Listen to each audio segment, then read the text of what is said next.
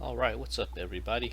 Let's go ahead and recap this week of trading from July 13th through the 17th. I missed last week. I went on vacation, so we didn't have any video for last week, and I didn't send out a weekly newsletter for last week either. But anyway, let's go ahead and recap what happened. It looks like the SPY is on its way back to the highs before the pandemic scare. This is very bullish. This is a 4-month bullish chart, and it looks like the bulls are winning and the bears are losing everything they have. So what do? You gotta go with the flow, man. The trend is your friend, and the trend is higher. This is going to break soon, whether it's next week or the last week of the month or August, whatever. It's gonna break, and it's gonna break this high, and it's gonna keep going. The direction is up. Okay, nobody cares about the coronavirus and the deaths anymore, and that's pretty bad. But anyway, looking at this week's price action, man, I really thought this market was going to head lower after the price action, after this huge dump. This one right here was a huge warning signal that this could potentially be the top of the stock market of 2020. Had a huge bounce, faded off again, and right here it should have just faded off more, but it didn't. Huge reversal back up higher, and for the next 3 weeks it just kept grinding. You had a little bit of a blip here, but it quickly bought it back right up, and now we're back up to the highs. We're retesting the highs here for this huge dump. So I mean, buy the dip strategy seems to be working. It's been working for the past 4 years. It's still very much in full effect today.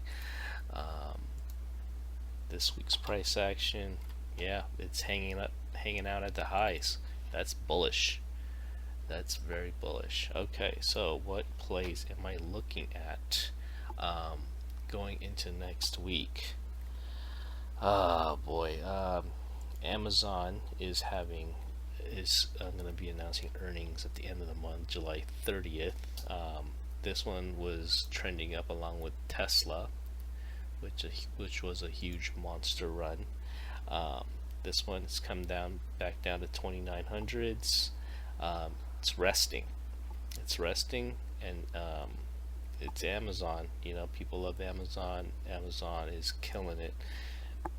This may very well just ride right back up to these highs here in anticipation of earnings. Okay. The other play I'm looking at, Tesla's another one. Again, this one had a huge monster run from 1000, got up to 1400, and then it just consolidated for a week here, and then it broke out to all-time highs, almost up to 1800, and it sold off because this is all just a short squeeze. Again, you never want to buy upside shape like this, because if you're buying up here and then it starts selling off like this, you're wondering where the hell all the buyers went, because, well, these aren't real buyers. These are people getting squeezed and covering over on top of each other, trying to cover as fast as they can, and they're just paying whatever price because they're losing so much money, and they're just forced to buy, but that's not real demand. And then when the shorts are all done covering, you have this move here, which is straight down, and that's those are people who bought up here, and it's like, well, there's no one left to buy, so the price comes down looking for buyers. Now you have buyers here in the 1450s and the 1500s. See, that's why it's chopping around like this. This chart typically, when it bounces off a floor like that, it's kind of like a ball bouncing off a table, right? And then when you reach the end of the table, this thing just sinks.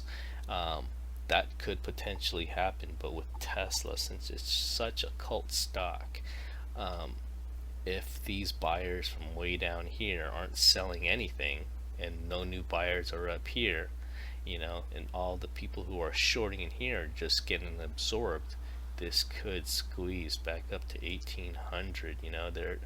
Some analysts are saying this could go to 2300, which is very possible. But again, this price action here, if it breaks below 1450s, it could dump into the 13s and then dump lower. Depends on news, so you can't really touch this. There's earnings coming up as well, and if they miss, this thing's dumping. If they beat huge or whatever, this could squeeze higher. The other one I'm looking at, UAA, Under Armour.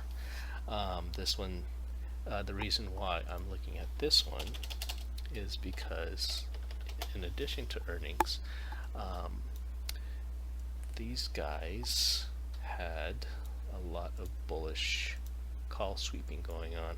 Nothing but call sweeps for going into earnings. See this? They're buying it. They're repeating the $10 calls for $1, for 50 cents, 60 cents, and that's why I like this one. There might be some good news going on with that. What else? I like this one. Clean Spark. This one is a clean energy. They provide the electrical batteries, and they got support from Ford, and they won a contract with the state of California for $2.9 million. And so this one has a lot of good catalysts to propel this one forward. Looking at the long-term chart, it's trending higher, and it's ready to break out. It will get some resistance here at 5, but after 5, this thing could ramp up higher. What else? HMHC. This is an education company. They make books and educational materials, and this is a play on the home learning, the distance learning that the kids are going to be going through in the fall. A lot of schools are only going to distance learning, so that space is going to see a lot of demand. And Houghton Mifflin is a company that provides the materials for distance learning. So this one is on its way to break out. It could reach 6, 7s. Let's take a look at a longer term chart. Yep, $6, $7. So this one, it's got a lot of room to run. So this could be potentially, a month or two hold. It's just now ramping up. This is day 1. We got day 2 here, and it's still very cheap. I have 2,000 shares. I just bought it at the close here, and this one could be an easy triple. So yeah, I like this one a lot. So that's pretty much it for this week. All the SPACs that I talked about in the past, like SHLL, these are all still great buys. These are long-term investments. You want to hang on to these for a while. SHLL, Tortoise Acquisition, this one had a nice pop, and then it kind of just drifted down, and now it's kind of holding. This is like a nice nice base. So going to next week, this would be a nice dabble. You start buying here in the low 20s. You have some support here in around 16, so 16 to 20, you got support here. So this is good enough for a dabble. The other one was GRAF. This one again, it's got some support right here around $16, $17. This one also is probably a good dabble. There's some other ones like LCA. This is what is this? It's a casino one. their Golden Nugget mobile casino. Uh, People probably don't want to go to the real life casinos, so you're gonna have to go online, and this is an online casino play right here. Let's see, there's other ones. This one's Insurance Acquisition Corp. These guys are teaming up with Shift Technologies, and there's been a recent huge spike in used car purchases, and this is the company that sells used cars online. So after this SPAC merges with Shift, this one could potentially ramp up as well. It's pretty much brand new. It's all the SPACs, they start off around $10. So pretty much this one's just faded off after a huge pop and nobody wants it. But people don't understand that these things take time, and the demand is there. So the demand for their services is there. So this one is a good long-term investment as well. What else? Anything else? I talked about Workhorse a while back. This one is just fading off. I think this one